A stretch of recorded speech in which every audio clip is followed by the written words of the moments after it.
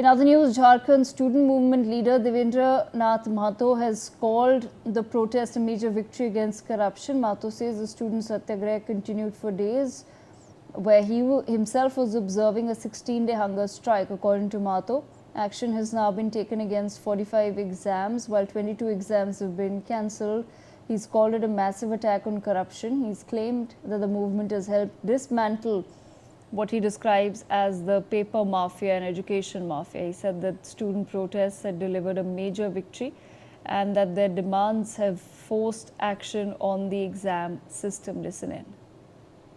आज का यह आभार यात्रा हम लोग का जो संघर्ष 44 दिनों से जो चला, जो आंदोलन 24 दिनों तक चला, सत्याग्रह, जो आंदोलन हम लोग का कुल 16 दिनों तक भूख हड़ताल रहा, जिसके परिणाम स्वरूप भारत के छात्र आंदोलन में सबसे बड़ी जीत हुई।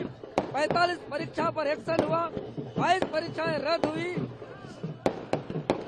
17 परीक्षाओं पर जांच बैठी और 6 परीक्षा स्थगित हुआ। यह भ्रष्टाचार पर सबसे बड़ा हमला है। इस पर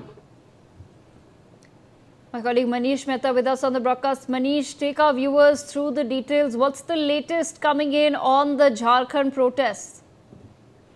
देखिए, झारखंड में जो जेपीएससी जेएसएससी रिफॉर्म्स मंच और देवेंद्र महतो गुट, जो दोनों ही मंचों के तरफ से जो लगातार 24 दिनों से जो आंदोलन किया जा रहा था सरकार के खिलाफ, उस आंदोलन को आज समाप्त कर दिया गया है। बाकायदा जयपाल सिंह मुंडा स्टेडियम से जो टेंट्स वगैरह थे उसमें हटाने की कवायद जो है शुरू हो चुकी है और इस बीच एक आभार यात्रा जो है वो रांची के जयपाल सिंह मुंडा स्टेडियम से लेकर के अल्बर्ट एक्का चौक तक निकाला और गया है छात्रों के द्वारा। सबसे महत्वपूर्ण बात यह है कि इस यात्रा के दरमियान कल तक जो छात्र राज्य सरकार को निशाने पर ले रहे थे, उनकी आलोचना कर रहे थे, चीफ मिनिस्टर को लेकर के हम कह सकते हैं बहुत सारे सवाल खड़े कर रहे थे।